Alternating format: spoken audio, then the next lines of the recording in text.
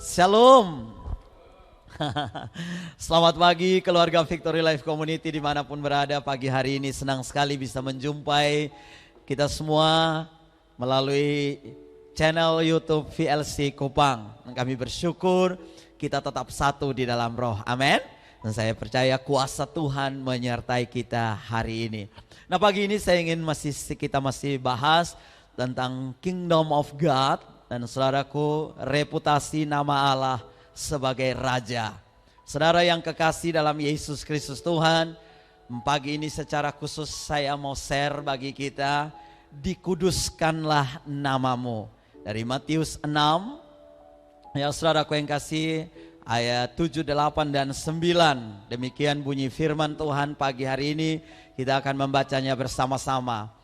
Lagi pula dalam doamu itu janganlah kamu bertele-tele seperti kebiasaan orang yang tidak mengenal Allah. Mereka menyangka bahwa karena banyaknya kata-kata doanya akan dikabulkan. Nah, ini dia ayat 9, 8. Jadi janganlah kamu seperti mereka, karena Bapamu mengetahui apa yang kamu perlukan sebelum kamu minta kepadanya. Ayat 9 yang ingin saya tekankan. Karena itu berdoalah demikian, Bapa kami yang di surga, dikuduskanlah namamu. Amin. Nah, saudara yang kekasih dalam Yesus Kristus Tuhan, sebelum lebih jauh saya sharing pagi hari ini, saya mau review sedikit saudaraku yang kekasih.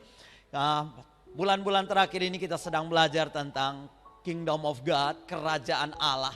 Dan intinya apa saudaraku yang kasih? Pengertian yang dalam tentang kerajaan Allah. Atau saya Kingdom Insight saudaraku. Yang pertama, kita mesti paham benar ketika kita belajar tentang kerajaan Allah. Saudaraku yang kekasih, bahwa kita adalah warga negara kerajaan sorga. Ada amin? Kita adalah warga negara kerajaan Allah. Filipi 3 ayat 20 nanti saudara baca di sana.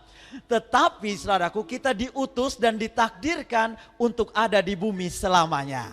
Ya, katakan amin. Ya, jadi saya dan saudara ditakdirkan diutus untuk ada di bumi ini dan dengar baik, selamanya. Kemudian yang kedua saudaraku yang kasih, sorga itu adalah rumah Bapa, tempat tinggal Bapa di sorga. Tetapi Bapa siapkan tempat, mansion bagi kita jika kita meninggal. Jadi sementara saja kita pulang ke sana untuk lihat saudaraku. Tetapi itu hanya sementara karena kita akan dibangkitkan kembali untuk kembali ke bumi. Katakan amin. Amin. Dan untuk apa saudara ada di bumi? Untuk memerintah bersama Raja Yesus dalam kerajaan 1000 tahun lamanya. Nah, pemahaman ini harus benar-benar dimengerti oleh kita semua ya saudaraku yang kasih. Dan setelah itu langit baru dan bumi baru akan turun dan kita akan hidup selamanya di bumi. Pak John sudah khotbah sekali lagi buat kita semua dan ini pemahaman yang saya ingin terus saya bagikan bagi saudara untuk saudara paham bagaimana kita hidup dalam kerajaan Allah. Jadi saudaraku yang kekasih, karena kita warga kerajaan Allah, keluarga kerajaan Allah tidak terdiri dari hamba, tetapi terdiri dari anak-anak kerajaan. Ada amin? Karena itu saya dan saudara adalah anak-anak kerajaan. Bilang orang di kiri kanan, kamu prince untuk yang pria, kamu princess untuk yang wanita. Haleluya. Kita warga kerajaan Allah, katakan amin. We are the prince and the princess of the kingdom of God. Amin. Kita adalah pangeran-pangeran, anak-anak kerajaan Allah, saudaraku yang kasih. Nah, hubungan kita dengan Bapa adalah hubungan Bapa dan anak, saudaraku. Keintiman kita dengan Raja kita, itu adalah seperti hubungan Bapa dan anak. Karena itu saudaraku yang kasih, kita berhak atas nama Bapa kita. Haleluya. Kenapa saudaraku? Ya, kalau saudaraku yang kekasih, saya Bapa, anak-anak saya tentu berhak atas apa yang saya miliki. Ya saudaraku yang kasih. Nah, karena itulah saudaraku yang kasih, kita belajar sampai di titik inilah saudaraku yang kasih, kita memahami tentang reputasi Bapa kita sebagai Raja. Itu saudaraku yang kasih, kita berhak atas namanya. Ada amin saudaraku? Dalam setiap tugas dan tanggung jawab pekerjaan yang saya dan saudara lakukan sebagai anak-anak Raja di muka bumi ini, kita berhak atas nama Bapa kita, atas nama Raja kita, saudaraku yang kasih. Reputasi nama itu menyertai saya dan saudara. Amin. Ketika Yesus melaksanakan visi kerajaan Allah di bumi, saudaraku yang kasih, Yesus selalu menunjukkan bagaimana otoritas, reputasi, nama Bapaknya menyertai dia. Saudara lihat, wow, Yesus bilang yang dia lakukan, yang dia lihat dari yang Bapa lakukan. Setiap kali dia ingin lakukan, saudaraku yang kasih, dia lihat apa yang Tuhan lakukan. Makanya saudaraku yang kasih, ketika Yesus mengajarkan murid-muridnya berdoa, dia bilang berdoalah demikian. Bapa kami yang di sorga, dikuduskanlah namamu.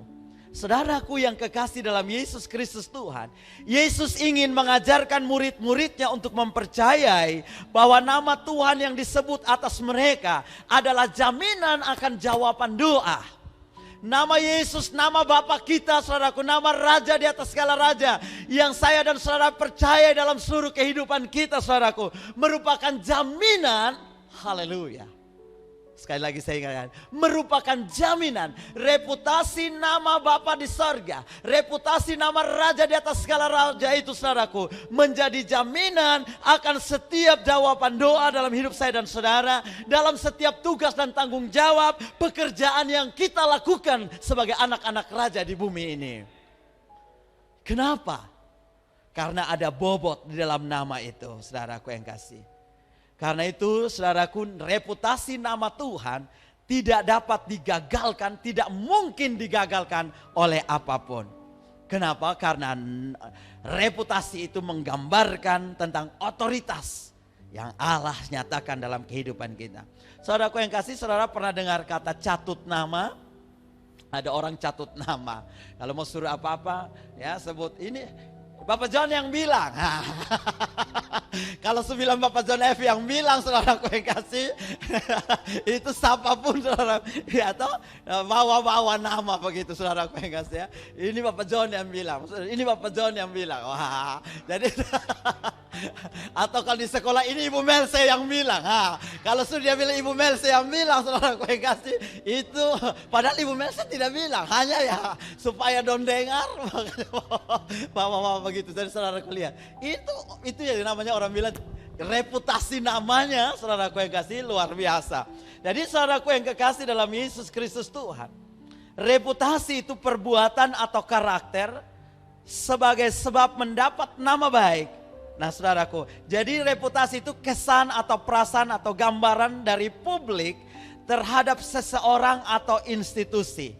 Apa yang kita pikirkan ketika kita mendengar sebuah nama dari seseorang atau institusi, itulah yang disebut dengan reputasi. Minggu lalu Penatua Ibu Mel saya sudah sampaikan, saudara. Misalnya contoh, waktu saudara dengar nama Hitler, apa yang terkonotasi, apa yang terpikirkan, apa yang kita bayangkan tentang seorang Hitler, saudaraku yang kasih. Ya saudaraku, tentu saudaraku yang kasih, kita akan bayangkan orang yang jahat, pembinasa orang Yahudi. Dan catatan sejarah mencatat 6 orang Yahudi, saudaraku, dibunuh di kamp konsentrasi. Itu Hitler, jahat sekali, saudaraku yang kasih. Apa yang saudara dengar tentang Maradona, Cristiano Ronaldo, Messi, ya, Pak Marcel tentu tahu itu. Ya. Wow, kita akan bilang itu raja lapangan hijau. Wow. Apa istilah untuk Maradona? God's hand, ya saudaraku yang kasih. Ya. The hand of God, saudaraku yang kasih. Gara-gara itu saudaraku ada gereja khusus Maradona. Ya saudaraku di Brasil sana. Saudara lihat itu nama luar biasa. Apalagi saudaraku yang kasih. Apa yang saudara ingat ketika Musa nama itu disebutkan? Wow, saudara lihat orang yang luar biasa. Dia yang menerima 10 perintah Allah. Laut Kolsum terbelah. Dan saudara tahu ini orang yang sangat lembut hatinya, saudaraku yang kasih. Ya, itu Musa. Apa yang saudara bayangkan ketika Petrus nama itu disebutkan? Pasti saudara ingat jalan di atas air, betul saudara? Ya, orang yang wah berani berkata saya akan tetap maju. Ya saudaraku. Apa yang saudara ingat tentang Yunus? Pasti saudara ingat ikan. 3 hari di dalam perut ikan, saudaraku yang kasih. Itu contoh-contoh reputasi nama, saudaraku yang kekasih. Sebuah nama melukiskan satu karakter sifat. Dan saudaraku yang kasih, ada reputasi di balik nama itu. Dalam Yesaya 52 ayat 6 dikatakan, sebab itu umatku akan mengenal namaku. Dan pada waktu itu mereka akan mengerti bahwa akulah dia yang berbicara. Ya, aku. Jadi saudaraku yang kasih, Tuhan tegaskan saudaraku yang kasih, bahwa saatnya nanti saudaraku yang kasih, ini saatnya sekarang ini. Tuhan akan menyatakan kemuliaannya melalui namanya kepada umatnya yang mengenal namanya. Karena itu kita sedang belajar tentang reputasi nama Tuhan sebagai Raja dalam hidup saya dan saudara. Jadi ketika kita berdoa, mengerti, saudaraku yang kasih, mengertilah bahwa Bapa kita adalah baik dan Dia mempunyai reputasi yang sempurna untuk menjaga kita. Di dalam berdoa, beriman, saudaraku yang kasih, kita percaya bahwa Tuhan mempunyai reputasi nama yang baik dan yang sempurna, tidak bercelah dalam kehidupan saya dan saudara. Amin. Makanya Yesus ajarkan, dikuduskanlah namamu. Haleluya, saudaraku. Reputasi nama Tuhan adalah sempurna dan tidak bercelah. Saudara yang kekasih, ketika Tuhan memanggil Musa, bertemu dengan Musa, saudaraku, di atas gunung itu. Dan Musa bertanya tentang nama Tuhan. Dalam Keluaran 3 ayat 13 dan 14 dikatakan, lalu Musa berkata kepada Allah, tetapi apabila aku mendapatkan orang Israel dan berkata kepada mereka, Allah nenek moyangmu telah mengutus aku kepadamu, dan mereka bertanya kepadamu, bagaimana tentang namanya? Apakah yang harus kujawab kepada mereka? Firman Allah kepada Musa, aku adalah aku. Lagi firmannya, beginilah kau katakan kepada orang Israel itu, akulah aku, telah mengutus aku kepadamu. Saudaraku yang kekasih dalam Yesus Kristus Tuhan, disinilah nama Allah pertama kali diperkenalkan sebagai aku adalah aku, atau aku adalah akulah aku. Yang dalam kitab Ibrani, saudaraku, ditulis Yahweh. Empat huruf konsonan, YHWH, saudaraku yang kasih. Yahweh. Nah, saudaraku yang kekasih, Yahweh ini, saudaraku yang kasih, bukan kata benda. Tetapi Yahweh ini melainkan sebuah rumusan yang menunjukkan kepada keberadaannya yang dinamis. Artinya, saudaraku yang kasih, dia menjadi apapun yang ia butuhkan untuk memenuhi tujuannya. Itu Yahweh.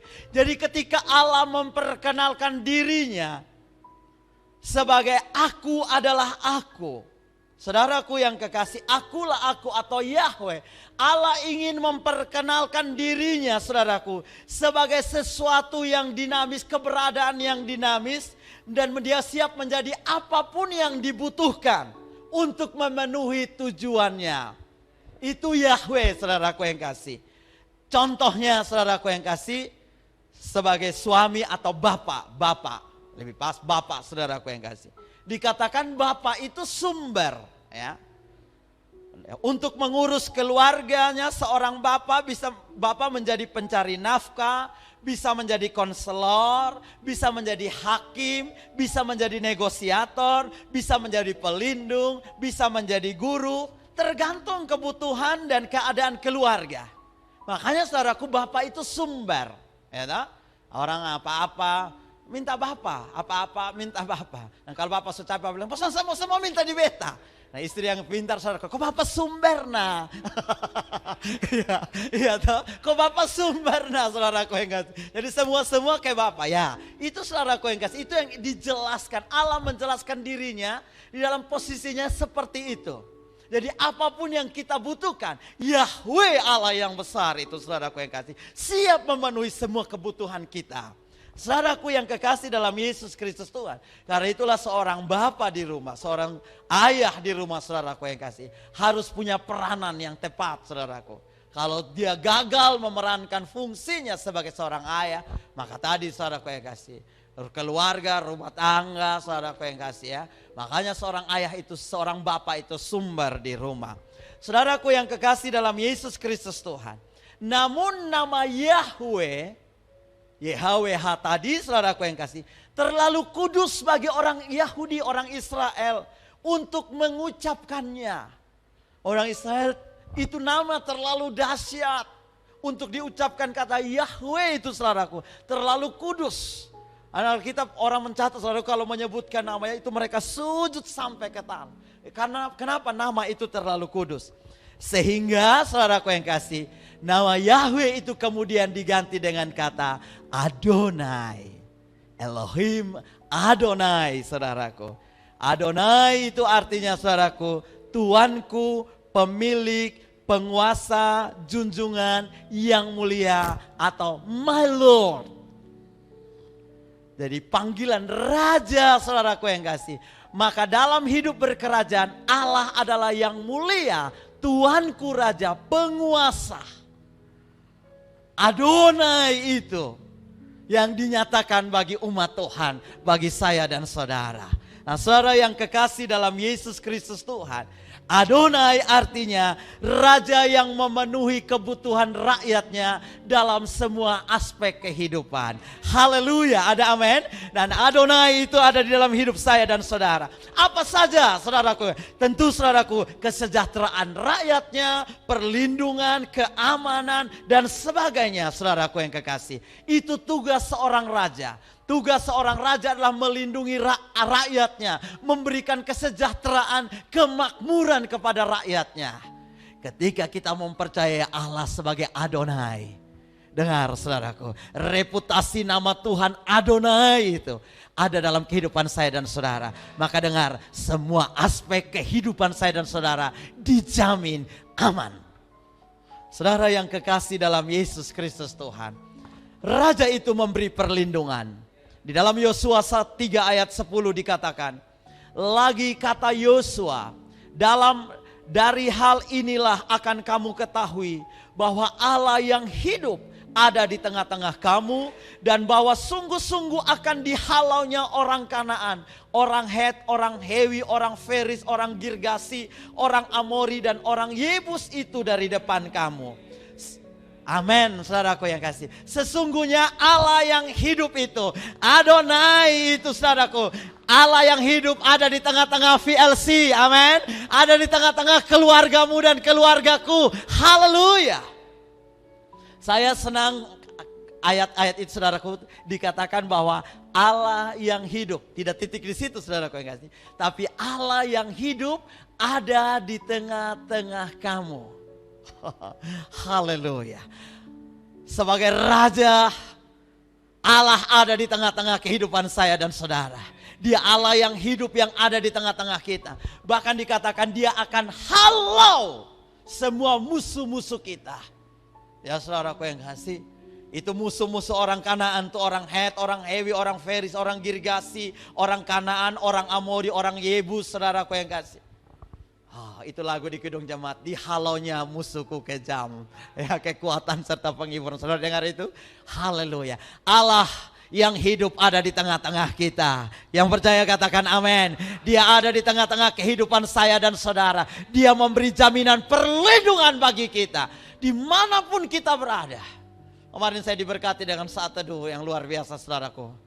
Ya, itu contoh bagaimana Indonesia mempertahankan dan membela Siti, saudaraku, di Malaysia yang dituduh meracuni meracuni adik tiri dari Presiden Korea.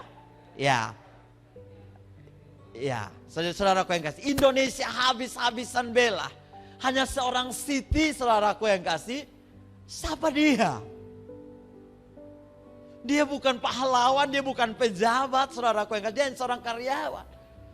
Tapi karena nama Indonesia ada di dalam dirinya sebagai warga negara Indonesia, maka Indonesia bela mati-matian. Dan dengar, mungkin engkau rasa diri siapa saya? No, engkau anak kerajaan Allah.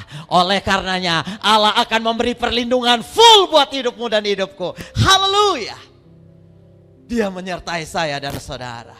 Dia jadi pembela bagi kita, saudaraku. Dia raja yang adil, saudaraku. Kejadian 18 ayat 26. Tuhan berfirman, jika kudapati 50 orang benar dalam kota Sodom, aku akan mengampuni seluruh tempat itu karena mereka. Abraham menyaut, sesungguhnya aku telah memberanikan diri berkata kepada Tuhan, walaupun aku debu dan abu. Sekiranya kurang 5 orang dari ke-50 orang benar itu, apakah engkau akan memusnahkan seluruh kota itu karena yang 5 itu? Firman-Nya, aku tidak memusnahkannya jika kudapati 45 di sana. Jadi saudaraku yang kekasih dalam Yesus Kristus, Tuhan dengar. Abraham dengan penuh keberanian hampiri Adonai. Dia bilang, Tuhan, engkau raja, engkau adil, engkau hakim yang adil. Kalau engkau dapat kurang dari 50, kira-kira engkau akan hancurkan kota atau musnahkan Sodom dan Gomora atau tidak? Tuhan bilang, karena yang 45 itu aku tidak akan. Bahkan sampai saudara lihat tawar menawar. Artinya apa, saudaraku yang kasih? Kalau ada orang benar, kalau ada anak raja di kota ini, di keluargamu, di bangsa ini, Allah akan meluputkannya. Haleluya. Sebab olehmu dan olehku bangsa-bangsa diberkati Tuhan. Haleluya. Saudara lihat, reputasi nama Tuhan yang ada pada kita itu dahsyat luar biasa. Ada kuasa. Jadi gara-gara karena engkau seorang di rumah, dengar, keluargamu akan diselamatkan oleh Tuhan. Keluargamu akan dipulihkan oleh Tuhan.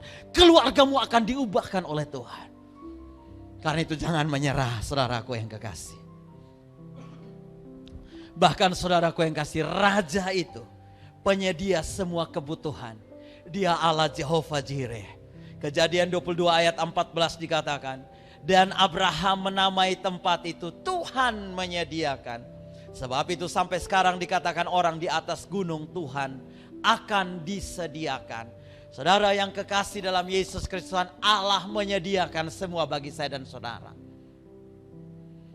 Kebutuhan Abraham di atas gunung itu adalah domba, pengganti anaknya yang harus dikorbankan. Maka Allah menyediakan domba pengganti, saudaraku yang kasih, bagi Abraham. Makna rohani yang lebih jauh tentu itu Yesus menggantikannya, menggantikan saya dan saudara jadi korban. Tapi dengar, saudaraku yang kasih, apapun yang kau sedang butuhkan dalam hidupmu, Allah siap menyediakan semuanya dalam hidupmu. Dia siap menyediakan apapun yang kita perlukan. Saudara ingat kejadian ketika 5.000 orang, tidak termasuk istri dan anak-anak, saudaraku yang kasih, 5.000 orang laki-laki mengikuti Yesus. Yohanes 6 ayat 5 dikatakan, ketika Yesus memandang sekelilingnya dan melihat bahwa orang banyak berbondong-bondong datang kepadanya, lihat, Allah akan memenuhi semua kebutuhan kita. Berkatalah Yesus kepada Filipus, di manakah kita akan membeli roti supaya mereka ini dapat makan? Hal ini dikatakannya untuk mencobai dia, sebab ia sendiri tahu apa yang hendak dilakukannya. Raja itu penyedia kebutuhan saya dan saudara, ada amin? Dia tahu apa yang sedang kita butuhkan. Dia lihat 5.000 orang yang ikut, dia sedang dalam kelaparan, saudaraku yang kasih. Yesus tidak suruh mereka pulang cari makan, no. Yesus bilang kepada murid-muridnya, siapkan, beri mereka makan, saudaraku. Bahkan di ayat yang lain, kalau mereka pulang mereka akan pingsan.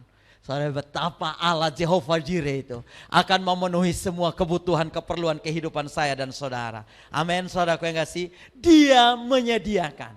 Di situasi-situasi seperti saat ini, saudaraku yang kasih, dengar, Allah Jehovah Jireh, Allah yang menyediakan akan memenuhi semua kebutuhan-kebutuhan saya dan saudara. Kita tidak akan kekurangan satu apapun. Kalau baca ayat itu, saudaraku, Yesus yang inisiatif. Karena Yesus tahu kebutuhan kita. Yesus tahu berapa butir beras yang kita butuhkan, berapa liter air yang kita perlu untuk minum, berapa pasang pakaian, berapa pasang sepatu, berapa pasang jodoh, berapa jodoh yang kita butuhkan. Tentu hanya satu, saudaraku yang kasih. Ini kata-kata yang sering diucap-ucapkan. Saudaraku yang kekasih, dengar, Tuhan tahu kebutuhan kita, ada amin? Bahkan bukan hanya kebutuhan jasmani kita, saudaraku. kebutuhan kesembuhan juga saudaraku yang kasih. Mazmur 103 ayat 2 dikatakan, pujilah Tuhan hai jiwaku dan janganlah lupakan segala kebaikannya. Dia yang mengampuni segala kesalahanmu, yang menyembuhkan segala penyakitmu. Haleluya. Dia Allah yang menyembuhkan saya dan saudara. Haleluya. Waktu orang kusta itu datang kepada Yesus, Matius 8 ayat 1. Setelah Yesus turun dari bukit, orang banyak berbondong-bondong mengikuti dia. Maka datanglah seorang yang sakit kusta kepadanya, lalu sujud menyembah dia dan berkata, Tuhan, jika Tuhan mau, Tuhan dapat mentahirkan aku. Lalu jawab Yesus, saudaraku yang kasih. Yesus mengulurkan tangannya, jamah orang itu dan berkata, aku mau, jadilah tahir. Haleluya. Dengan kuasa saudaraku yang kekasih. Kalau saudara dekat orang kusta, saudaraku yang kasih, wow, orang kusta ini jangan disentuh. Karena virusnya bisa menular. Tapi saudara lihat, Yesus berani menjamah orang yang kusta itu dengan penuh keyakinan. Kenapa saudaraku? Karena dia berkata dia mau menyembuhkan. Haleluya. Dengar, Yesus mau sembuhkan engkau. Pagi hari ini kalau engkau sedang dengar firman Tuhan ini, dan engkau sedang terbaring dalam kondisi yang sakit, dengar, saya mau katakan, Yesus mau menyembuhkan engkau. Jadilah tahir, jadilah sembuh dalam nama Yesus Kristus Tuhan. Kenapa saudaraku? Karena nama itu menyembuhkan. Mazmur 147 ayat 3 juga berkata, saudaraku yang kasih, ia menyembuhkan. Bukan hanya sakit jasmani, saudaraku yang kasih. Orang-orang yang patah hati dan membalut luka-luka mereka. Oh, beri tepuk tangan dulu buat Tuhan. Haleluya. Saya senang, saudaraku yang kasih. Jadi bukan hanya kesembuhan jasmani, hati yang luka pun Yesus siap sembuhkan. Ada amin, saudaraku. Hati yang patah, semangat yang patah, Yesus siap sembuhkan. Kebutuhan akan penghiburan, kekuatan, kesembuhan. Haleluya. Yang saya dan saudara perlukan, Yesus siap. Raja itu siap menjawabnya, saudaraku yang kasih. Saya ingat satu kisah ketika Yesus selesai menyembuhkan anak Yairus di Kapernaum. Yesus menuju ke kota Nain, saudaraku yang kasih. Dalam Lukas 7 ayat yang ke-12. Setelah ia dekat pintu gerbang kota, ada orang mati diusung keluar. Anak laki-laki, anak tunggal ibunya yang sudah janda. Dan banyak orang dari kota itu menyertai janda itu. Perhatikan ayat yang ke-13. Dan ketika Tuhan melihat janda itu, tergeraklah hatinya oleh belas kasihan. Lalu ia berkata kepadanya, jangan menangis. Saudara yang kekasih dalam Yesus Kristus Tuhan. Ketika saya renungkan ayat ini, ternyata saudaraku yang kasih, Yesus bangkitkan anak muda di Nain yang mati itu. Gara-gara dia lihat ibu itu. Saudara bisa bayangkan, ayat ini menjelaskan ibu ini punya anak tunggal, dia janda. Betapa dia sangat terluka ketika anaknya mati. Karena mungkin beberapa tahun yang lalu suaminya baru meninggal. Dan dia hidup bersama dengan anak tunggalnya. Anaknya yang jadi pengharapan. Anaknya yang adalah masa depannya. Dan tapi saudaraku yang kasih, tapi kejadian itu anaknya pun meninggal. Seperti burung yang patah sayapnya. Kira-kira sang ibu mengantarkan jenazah anaknya. Sedangkan sudah tidak punya pengharapan apa-apa lagi akan masa depan. Tetapi saudaraku yang kasih, di gerbang kota itu, mereka berjumpa dengan Yesus. Dan tahukah saudara, perjalanan dari Nazaret ke kota Nain, dari Kapernaum ke Nain, itu cukup jauh. Yesus harus datang ke kota Nain. Gara-gara ada satu hati yang terluka di sana. Ibu itu yang sedang menjerit. Mungkin saudaraku yang kasih, engkau sedang kehilangan masa depan hari ini. Mungkin engkau sedang kehilangan pengharapan hari ini. Dengar saudaraku yang kasih, Yesus tahu kebutuhanmu. Dia akan memenuhi kebutuhanmu. Dan dia berkata kepada ibu itu, jangan menangis. Haleluya. Kalau engkau sedang menangis, dengar. Yesus berkata jangan menangis. Dia akan pulihkan hati yang terluka. Mungkin engkau menangis karena engkau ditinggalkan orang yang kau cintai. Mungkin engkau sedang patah hati untuk sesuatu. Mungkin engkau sedang segala dalam hidup ini ada banyak hal yang kita bisa alami. Tapi dengar firman Tuhan ini. Allah Jehovah Rabbah itu. Reputasi namanya sebagai Allah yang menyembuhkan. Dia akan memulihkan dan menyembuhkan hidup saya dan saudara. Haleluya. Dalam pengenalan kita akan reputasi nama Tuhan yang penuh kuasa dan otoritas, saudaraku yang kasih. Kita pasti akan mengalami hal yang dahsyat dalam hidup saya dan saudara. Raja itu akan memenuhi semua kebutuhan keperluan hidup saya dan saudara. Memberikan keamanan, kesejahteraan, ketenangan, ketentraman dalam hidup saya dan saudara. Haleluya, saudaraku yang kasih. Kita akan mengalami nama Allah yang sempurna dalam kehidupan kita. Dan saya yakin, saudaraku yang kasih, setiap lutut akan bertelut dan setiap lidah akan mengaku bahwa Yesus adalah Tuhan dan Allah. Saudara yang kekasih, saya tutup dengan kisah Sadrak, Mesak dan Abednego. Saudara pernah dengar cerita itu, saudaraku yang kasih, di dalam Daniel 3 ayat 16 sampai 18. Bagaimana Sadrak, Mesak dan Abednego sangat mengenal Allahnya. Reputasi nama Tuhan yang mereka miliki dalam tugas tanggung jawab pekerjaan mereka di Babelonia. Sebagai orang-orang yang ditempatkan di sana, diangkat oleh raja, saudaraku yang kasih. Mereka tidak takut apapun. Menghadapi situasi apapun, saudaraku yang kasih. Daniel 3 ayat 16 kita baca. Lalu Sadrak, Mesak dan Abednego menjawab Raja Nebukadnezar, katanya, tidak ada gunanya kami memberi jawab kepada Tuanku dalam hal ini. Jika Allah yang kami puja sanggup melepaskan kami, maka Ia akan melepaskan kami dari perapian yang menyala-nyala. Itu dari dalam tanganmu ya Raja. Tetapi seandainya tidak, dan hendaklah Tuanku mengetahui ya Raja, bahwa kami tidak akan memuja dewa Tuanku dan tidak akan menyembah patung emas yang Tuanku dirikan itu. Saudara yang kekasih dalam Yesus Kristus Tuhan, betapa hebatnya Sadrak, Mesak dan Abednego, karena mereka tahu, mereka mengenal sungguh reputasi nama Tuhan yang menyertai mereka dalam tugas pekerjaan dan tanggung jawab yang sedang mereka emban tadi, saudaraku. Sehingga saudaraku, Raja Nebukadnezar berkata, semua orang harus sujud menyembah patung buatanku. Tapi bagi Sadrak, Mesak dan Abednego, saudaraku, itu tidak berlaku. Mereka cuma punya satu penyembahan, yaitu Allah di dalam roh dan kebenaran. Haleluya, saudaraku yang kasih.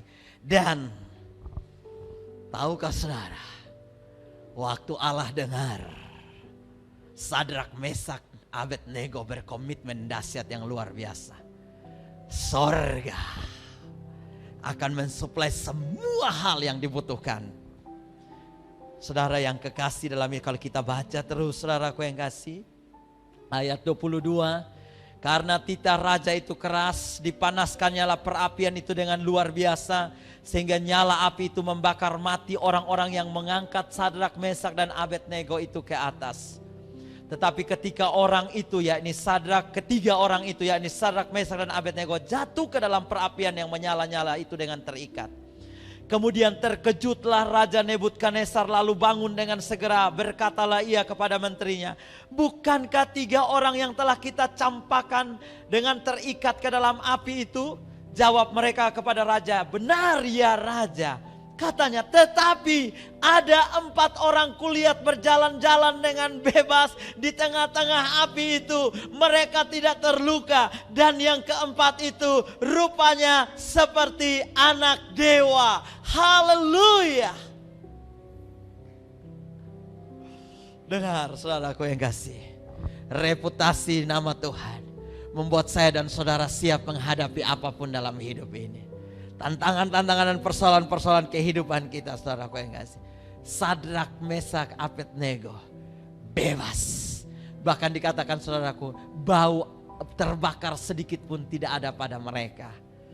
Dan akibatnya, saudaraku yang kasih, dengar, tadi saya bilang, setiap lutut akan bertelut, setiap lidah akan mengaku. Maka Nebukadnezar berkata, terpujilah Allahnya Sadrak, Mesak dan Abednego, Ia telah mengutus malaikatnya dan melepaskan hamba-hambanya yang telah menaruh percaya kepadanya. Dan melanggar titah raja dan yang menyerahkan tubuh mereka. Karena mereka tidak mau memuja dan menyembah Allah manapun kecuali Allah mereka. Sebab itu aku mengeluarkan perintah bahwa setiap orang dari bangsa, suku bangsa dan bahasa manapun yang mengucapkan penghinaannya terhadap Allah Sadrak, Mesak dan Abednego akan dipenggal-penggal dan rumahnya akan dirobohkan menjadi timbunan puing. Karena tidak ada Allah lain yang dapat melepaskan secara demikian itu. Lalu mereka dapat bonus, saudaraku, ayat 30. Lalu raja memberikan kedudukan tinggi kepada Sadrak, Mesak dan Abednego di wilayah Babel. Saudara yang kekasih dalam Yesus Kristus Tuhan, nama di atas segala nama itu ada di dalam kehidupan saya dan saudara. Jangan takut menghadapi persoalan apapun, tantangan, bahkan bahaya api apapun dalam hidup saya dan saudara. Karena reputasi nama Tuhan menyertai kita. Haleluya.